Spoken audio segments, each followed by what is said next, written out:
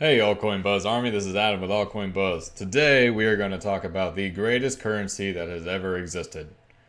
We're not talking about crypto, forget about fiat, and we're not talking about gold. We're talking about food. Food has been around since the beginning of time. No matter what technological advances we have, we're always going to need food, right? So, food is the greatest currency. I will work for food, especially if it's good food, anyway. But this food we're talking about is more of a digital bread. So bread that won't make you fat, I guess. But unless you get a lot of gains and then you consume a lot of food because you have a lot of money to spend and then you get fat. So maybe this bread still will make you fat. I don't really know. But the purpose of this bread is more or less it's a wallet. So a storage method, but you can also buy Bitcoin and trade cryptocurrencies on it as well. So this is a kind of a cool all-in-one, trying to be more or less an exchange and a secure way to store your crypto and a way to send it, so you can send it out to people. So the Bread app, right? This is what we're going over. They've made a big new announcement, which is the Augustus, long anticipated Augustus. So we'll go over that. But but if you're new and if you've never heard of bread, all right, we're gonna kind of lay out the generalizations of what they're about and how they can be useful to you and I. So their vision. So coming straight from the CEO, talking about in an interview. So the largest taxi company owns zero taxis, Uber. The largest hotel company owns no hotels, Airbnb. So their concept is the largest bank shouldn't hold any money. So Bread, more or less, is they want to be a decentralized bank. So they're the bank of the future, which is all in all pretty cool concept and coming with the times, right? A bank that doesn't hold any money. It's kind of crazy to think about, but when you're comparing it to a lot of these other business models, right? It's perfect. Right? So they don't actually hold any of our money. They're just gonna help us, more or less, be kind of like the middleman for us to be sending and receiving and exchanging. So they were founded in 2014 in Silicon Valley. Then they moved to Switzerland in 2017, and that's where they're at now. From what I gather, move to Switzerland was more based on, the more relaxed laws. They're able to operate more efficiently out there, which, makes sense to me. Problems they're trying to solve. So number one, Bitcoin and other cryptos are not easy to use, especially for anyone that's not even about it, right? Number two, limited places to use digital assets and no central way to manage them. True. And banks do not offer these options. Definitely true. And are often set up nationally. So with banks, I know a lot of people don't like banks, but despite what you may feel, like if you have any type of banking system, you are subject to the laws of whatever nation you're operating in. But because Bread doesn't actually hold our money, they're not subject to those laws. So they don't actually operate like a normal bank does. And what this allows them to do is basically operate all over the world, in basically any country, because they're not actually holding our money. They're not even holding our information. So that's kind of more or less their business structure. They want to be the middleman that's helping us do everything, but we are responsible ourselves for our crypto and responsible for our own money. What they have is the Bread token. Okay, so their supply, just going over that real quick, 88 billion and some change for the total supply. The distribution's already taken place. So 37% went to a private pre-sale, more or less 30% went to a public crowd sale, 33% retained by Bread. So this was completely distributed already.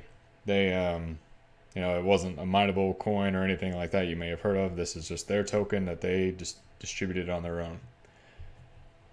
But you can. It is a buyable one.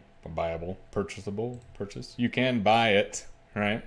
These are the markets. This is looking at CoinMarketCap.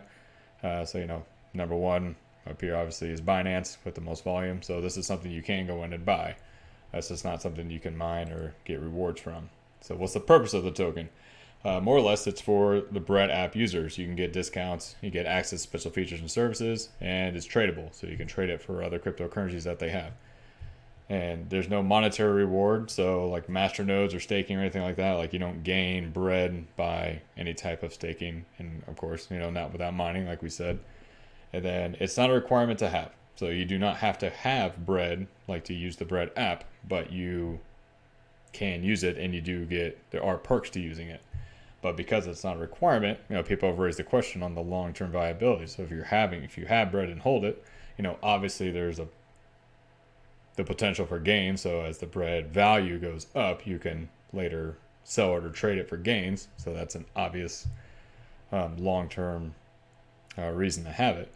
But they want to continue to add new features and new services, and they're going to be forming more partnerships, so they're going to have more opportunities to do it. So they want the bread token to be, their goal is to have it as a long-term value and continue to bring value while you still hold it. So the bread app itself. So going over some fun facts. The mission: simplicity, easy to use, and secure. Right?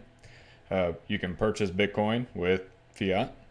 You can send, receive, and store crypto. So you can send it to other people. Other people can send it to you. You can keep it as a storage, so it's in a secure format. And of course, obviously, you can buy that. So when you buy Bitcoin, it just gets stored in your bread wallet. It already has over 1 million users, and it's already operating in over 170 countries. So this is part of that, since they do not hold money for us, right? We're responsible for it, that they're able to operate, and they are operating all over the world. So this is spread pretty quickly. I did throw this in here: anonymous data gathering, but no user info. So they do not store our personal information, but they do have ways of gathering certain data. So I was watching an interview, and he was talking about how with Bitcoin, they're able to see that, they've had billions of US dollars worth of Bitcoin that has gone, through bread or in bread. They're not able to see, who does it or who's trading and whatnot, but they're able to gather certain information like that. So just FYI for you. How decentralization works. So because they have a bread app, obviously this question raises, is this like a centralized method? And they utilize SPV, simple payment verification. If you're not familiar with that, I'm not going to go real in depth, but the simple version is it connects to Bitcoin blockchain. And that's where the decentralization comes in. It gets all its verification from the Bitcoin blockchain itself. And as far as the wallet goes, you can re-download it. So of course, another question that comes up is if you use your phone, right, and something happens to your phone, you have to download another one. You can just download it on a new phone. Requires a 12-word passphrase. So whenever you set a bread wallet up, you have that 12-word passphrase. If you're not familiar with that, get familiar. Not even just if you're using bread, but just that security concept. Because if you come across that, always write it down. And I mean write it down. Don't just save it somewhere. Keep it somewhere absolutely secure so you have it just in case you need it. Because for a lot of these, if you lose that and something happens to whatever application or whatever exchange or anything that you're using that requires that, you're going to be SOL real quick. So if you've been lazy and you've seen it and you've been lazy and you haven't done it, definitely do your research and really know that you need that. So just can't emphasize that enough. So Augustus, so this is the big announcement that they've made. Basically, they've implemented Changely. So they've been expanding out their partnerships. Now what this does, right now you can purchase Bitcoin Cash and Ethereum from the Bread app. And you can purchase Bitcoin with 25 ERC20 tokens. ERC20 tokens are tokens that are on the Ethereum platform. So Changely works more or less has all the Ethereum options. So any cryptocurrencies that are built on Ethereum are more or less going to be available, or at least a lot of them. So for bread, it's going to be the top 100 ERC20 tokens. And they're all going to be under one Ethereum address. So it's going to make it simple for use, is that no matter what ERC20 tokens you're using that is available, it's all going to go to the same Ethereum address. Makes it easy. And then as they continue to form more partnerships, they're going to have more buying pairs, and you're going to be able to have more and more options. So they're growing. So they're doing cool stuff. But that's more or less bread in a nutshell, right? So you have a bread app that you can use in order to purchase cryptocurrency, trade cryptocurrency, and send and receive it and store it. And then you have the bread tokens that are useful also for trading, but also for discounts and features for using the app. So that's more or less simple version of bread.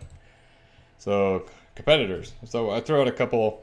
There's definitely more than this, but I throw out a couple big names that may be relevant. So Coinbase is sort of a competitor, right? Obviously, if you're not familiar with Coinbase, that's one of the major exchanges. So the advantages that Coinbase has is that you can sell cryptocurrency for fiat, right? So with Bread, for example, they don't hold any money. So you can't sell your Bitcoin and have Bread send you money. So that's not, or send you cash. Like that's not how that works. So say you wanted to cash out on your Bitcoin, you would still have to send it to something like Coinbase in order to cash out. And you can buy 3 cryptocurrencies, or 4 cryptocurrencies. That's a typo. 4 cryptocurrencies and Coinbase with dollars. So Bitcoin, Litecoin, Bitcoin Cash, and Ethereum. So ignore that 3. Bread advantages though. So it doesn't require an ID process, so you have to go through a process to get on Coinbase. Bread doesn't have that. You have significantly more buying options because, I mean, you can buy Bitcoin, but then you can trade. So you have 100 plus different cryptocurrencies that you can trade with. Easily trade and swap cryptos.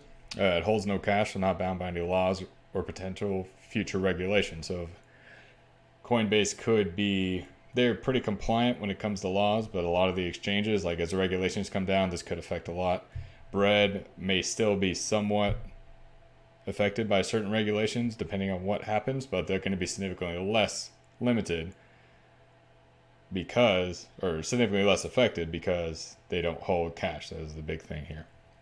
And does not store any private information. So they can't keep anything. Like for Coinbase, for example, the IRS can audit, and they've had issues with this already, but they can come in and do audits and see who's doing what not. Whereas in Bread, you can't do that. So Ethos. So Ethos is something that's coming up, but they don't have like a public product right now. So we're not able to really see everything that they're doing, but they could be a potential future competitor. So right from one of their videos, Universal Wallet meets superpowered digital currency dashboard with a social network. So that's what they're more or less all about. So they have a fiat gateway, so they can deposit, store, trade funds is what their goal is. So with this deposit and store funds, and so they may be a little bit more limited than Bread because you're able to hold cash in it.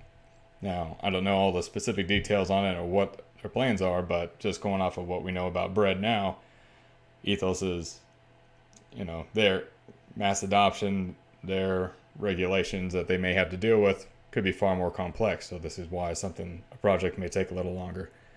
They're going to have one smart key that connects all the private keys inside their wallet and their exchange that you have.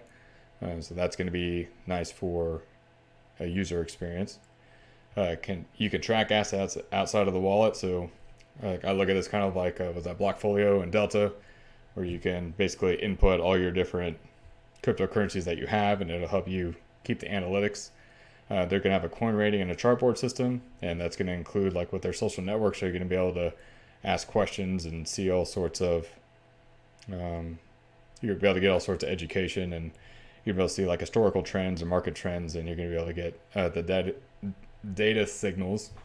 So when, if you hit like certain caps or certain amounts, it's going to let you know. Netherlands is going to be the first country to use it. So they made this announcement recently. So it looks like we will at least get to see what Ethos is all about, and Netherlands is actually going to be able to use it. So I'm assuming that the rest of the world will be able to at least see the experience. We're not going to be able to have it ourselves. And this could be because of the fiat that they have. So they have to be, more or less work country by country to get it working. So we'll see what's going on there. And the Ethos Bedrock.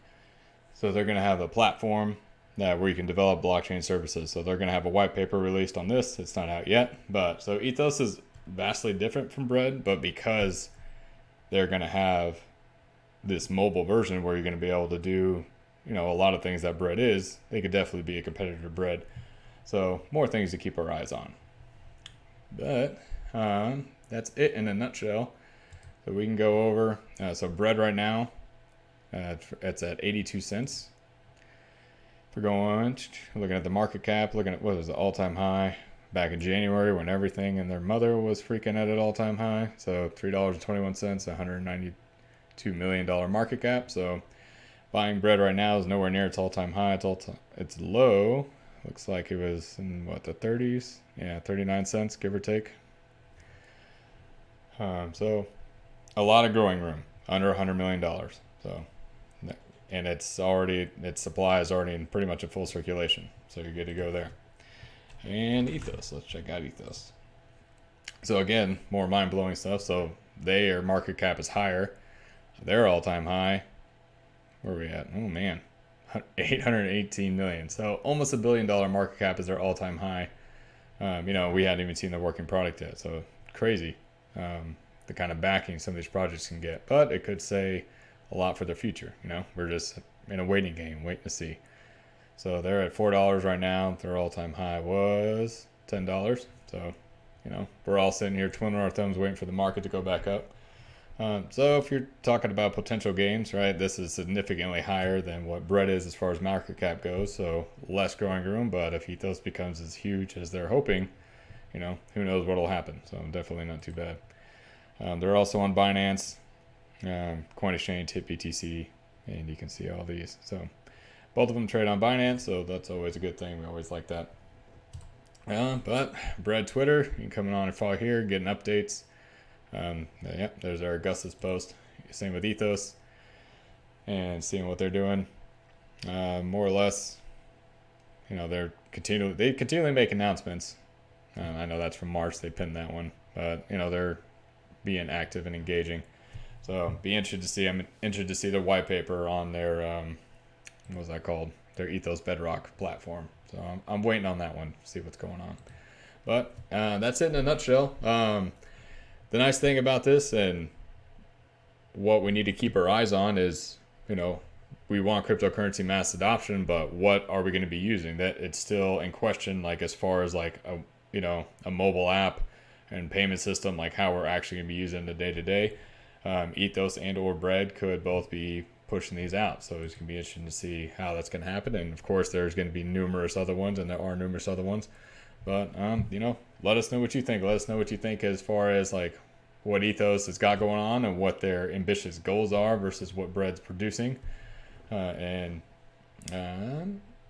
what you guys like to use. So more, and what you'd like to see in the future, because it's a guessing game right now to see how everything's going to get mass adopted. But if you're not already part of the Altcoin Buzz Army, you can go ahead here and click subscribe and hit the notification button.